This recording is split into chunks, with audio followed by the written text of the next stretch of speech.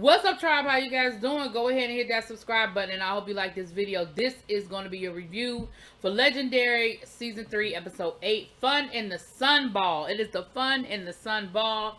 The guest judge is Kelly motherfucking Rowland. Okay, girl. And baby, that outfit that Kelly had on was everything, honey. So it was a whole beach theme, you know. Naomi and Kiki came out in, you know, nice bikini wear. Naomi was giving us like a 1940s pin-up doll sailor suit look, okay. Kiki, as Law called her, Compton Barbie. Okay. I said no, he didn't call her Compton Barbie, but anyway.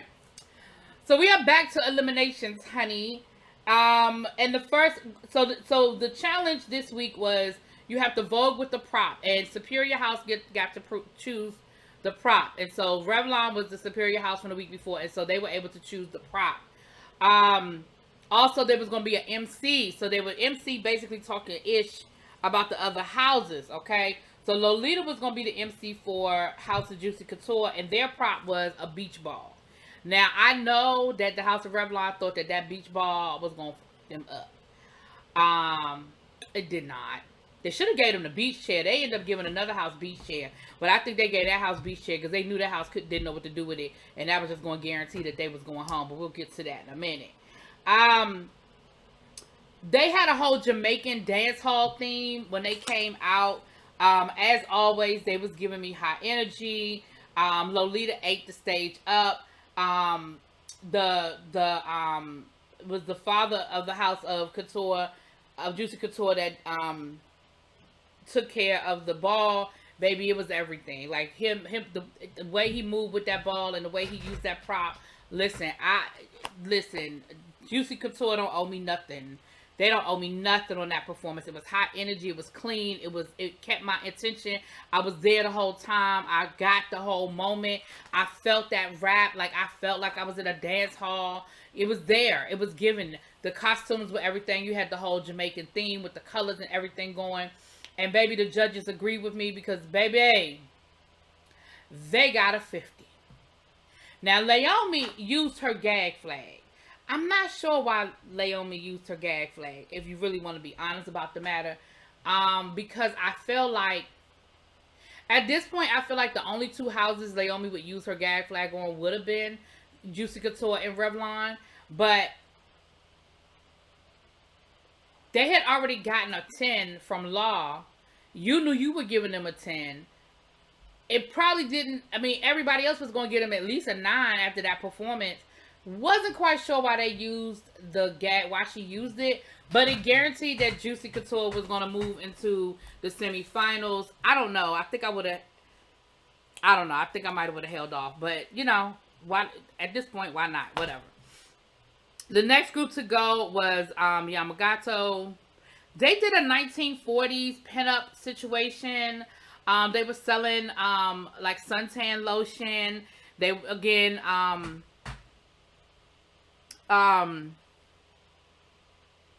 the prop was the reflector for the tan. I feel like they could have done a better job using that as the prop. But I did like the story. I liked the reveal. Mother gave a good reveal. Had it like in a 1950s old-fashioned bathing suit, like a Betty Page type bathing suit. Had the whole hair, the pinup Betty Page style of hair. You sold the concept. You absolutely did. I knew what you were doing. I knew where we were. I knew what time machine, you know, what year I had stopped off in the time machine. So I really felt that performance. Law gave it 9, Jamila a 9. Everybody gave a 9 except for Kelly. Kelly gave it 10. So they walked away with a 46, right? House of Revlon. Mother of Revlon was the MC. The prop was the umbrella. They were doing a yacht trip. I wrote on here that it was slow and that the MC came in late. Like after the performances of Juicy Couture, where the MC was the whole time. Like the MC started and finished, right? And then even Yamagato, where you had a lot more of the MC telling the story. Revlon just didn't do it. They came in late and it wasn't I didn't feel like the MC did a lot of storytelling. It was more like ha ha ha ah ah. You know what I mean? I didn't feel like they were giving me it a lot. The outfits were cute. Weren't my favorite, but they. I mean, I got the symmetry of what they were doing. It was not my favorite performance by Revlon, and it was in that moment that I was like, and this is why I didn't understand why Leomi used her gag flag, because I feel like Revlon needed it in that moment because it wasn't their best performance, but we know that Revlon brings it. Like, they literally were Superior House the week before, so we know what they do. We know what they can give us, and honestly, in my opinion, the judges gave them a better score than they deserved because of that. I feel like the judges were like, oh my gosh, we don't want Revlon to go home, so we're going to get him a score that sort of confirms that they can go home. I mean, that they won't go home. But I feel like Leomi should have saved her gag flag for them, and then we wouldn't have had to worry about it, because Juicy Couture had a fucking 50. But Law gave an 8, Jamila an 8, Leomi a 9, Kelly a 9, and Kiki a 9. And Kelly said, you know, you never want people to feel like the best thing they could say about your performance was that you had on cute outfits. And I was like, okay. You know, their umbrellas didn't open up. You know, the prop didn't work. And Kelly even showed them, well, listen, let me get that umbrella. Let me show you what you do. If the umbrella doesn't work, if it doesn't open up, then this is what you do. And she showed them how to kind of move the umbrella and still create a moment with the prop without the prop opening. You know, she said that's the kind of stuff you got to try to figure out in improv and be in the moment and be able to do in the moment. You can't get flustered because your prop didn't work. You got to figure out how to make the prop work, right? Make it work for you. If it doesn't work the way you wanted it to work, you still got to make it work for you. So they got a 42, but like I said, I honestly feel like they got higher scores than they should have. That's just my opinion. Then we have the House of Machiavelli. They were pirates. With the mermaid situation, Mother Jada was the MC. She was the actual mermaid. Their prop was the beach chair. They didn't really do anything with the beach chair. Like, all they did was climb in the beach chair in Vogue. That's not what they meant. It's not what they meant. They meant, like, get under the beach chair, flip the beach chair around, twirl it, do something with the beach chair. Like, they meant, like, the beach chair never moved. The beach chair never moved the whole time they were on stage. That is not what they meant when they said use it as a prop. Like, I get it that technically that's what you did. But again, Machiavelli, what y'all keep getting hit for is that you're not innovative. You're not creative enough. You're not pushing. You're not clean enough. You're not polished enough. So, yes, did you meet the assignment? Technically, you did. But you got a C, and everybody else around you is getting A's. And that's the problem. Like, yes, you get to the redemption ball and battle, and you are able to battle your ass down. But during, well, I ain't gonna say that because some of these battles ain't been all that great. But you redeem yourself, I'll put it that way. But at the end of the day, you are bringing in a C performance in an honors class. Right? Everybody around you is an honors student, and y'all are C students. There's nothing wrong with being a C student if that's the best you can do. If the best you can do is bring me a C, then I'll take that C. But then you don't need to be in the honors class. Then I'm going to put you back in the regular class where you won't feel as intimidated, where you won't feel like there's a mountain you can't climb. Right? Does that make sense what I'm saying? Okay. Y'all got me. Okay. Law gave a 9. Leomi gave a 7. Jamila a 7. Kelly a 8. And Kiki gave a 6. I think that is the lowest score Kiki has given all season. And again, I feel like they did to Machiavelli the opposite of what they did with Revlon. They wanted to guarantee that Machiavelli would be in the bottom. Like, I'm going to give y'all these scores and make sure that y'all asses is in the bottom. That's how I felt like. That's what I felt like. So then we had the two categories at the end where you could get extra points. We had Sex Siren with Luce from Yamagato. She was back this week.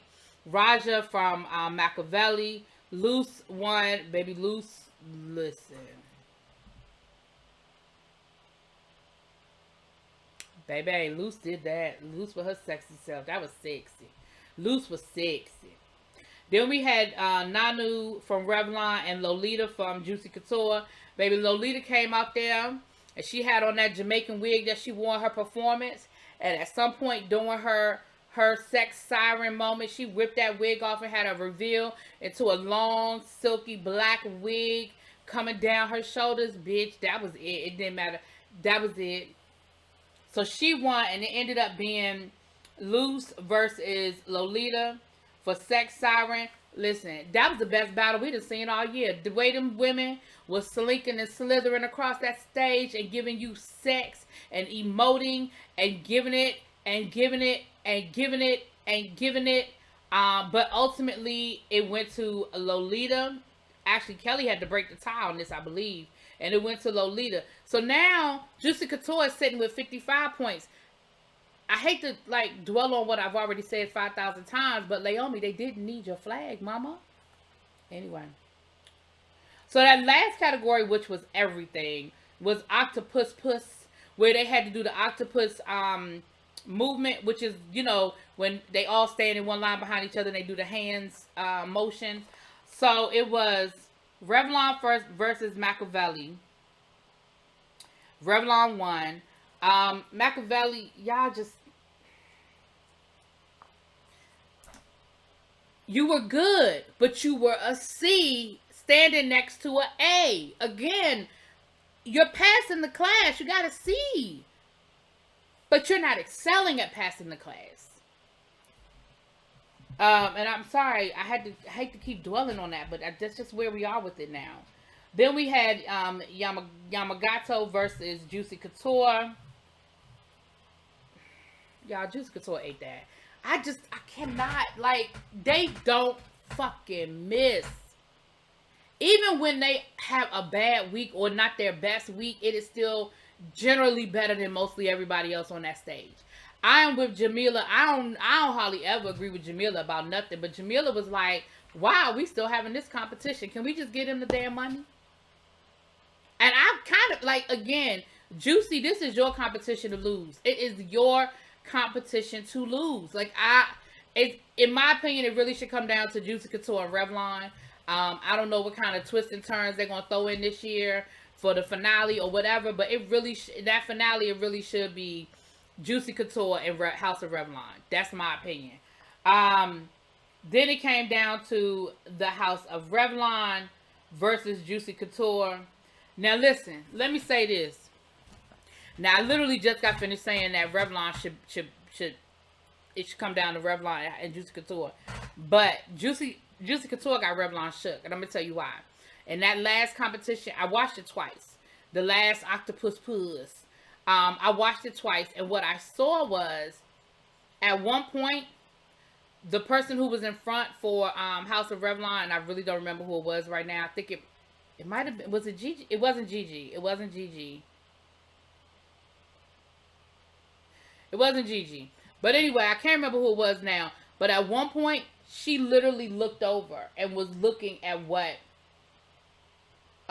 Juicy Couture was doing. Now, granted, she never missed a beat on what, you know, but she looked, and I'm like, It don't matter what they doing.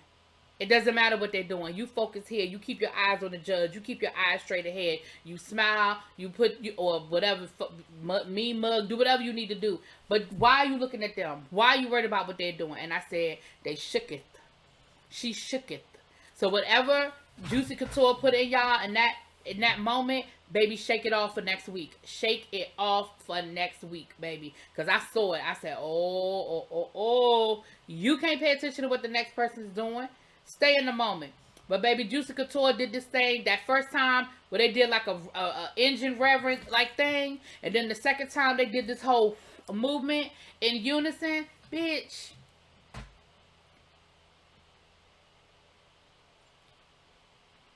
Child. So Juicy Couture won that category. So obviously Juicy Couture is Superior House for the week. The bottom ends up being the House of Revlon versus the House of Machiavelli. And honestly, it ended up being a all femme queen because Gigi went for a Revlon, Jada went for her house, and again, I wasn't that impressed with the battle. I just wasn't. Maybe it's me. Maybe it's me. I just was not that impressed. But Law wasn't that impressed either, to be honest with you. Um, Jada, I feel like gave me more, but it was sloppy. It was all over the place. Again, I feel like she was scared at that moment. I feel like she was that fearful. Um, Gigi had the confidence, but not but she didn't have as much of the technical that I thought. But ultimately, it went down to Revlon, which you knew was gonna go to Revlon because ain't no way in hell that they at this point in the game, after everything that Machiavelli had going on, ain't no way in hell that Machiavelli was supposed to beat Revlon. No ma'am, no ma'am, nuh-uh, nope. And of course, Law and Kiki got into it over the same thing they argued about last week about the redemption battle. And like Kiki said, she said, "Listen, the narrative is getting old. Like you can't do it." In the group competition, which is what this is about. So you come down to the redemption battle and you battle your way out. But at a certain point, it gets old. Like this will be the 5th time that y'all are in the bottom and y'all battle each other out. But you can't bring it home in the area that you're supposed to bring it home. She was like, this not a redemption battle competition. It's a team competition. And as a team, they can't get it done. And I just think that that's valid. I think that's a valid point. I understand where Law is coming from, but I just think that that's a valid point. And I think Revlon, regardless of whether they were whether they battled the best or not, I feel like they deserved the opportunity to stay. I mean, as long as they didn't totally go out there and just totally blow it, which they didn't. Gigi competed. Gigi did well. So it's the House of Revlon. So we are down to our top 3. We have Yamagato, Revlon, and Yamamoto. I think I've been saying it wrong this whole time. Revlon and Juicy Couture. So we're going to see what happens in the semifinals, honey. Talk to y'all later. Peace.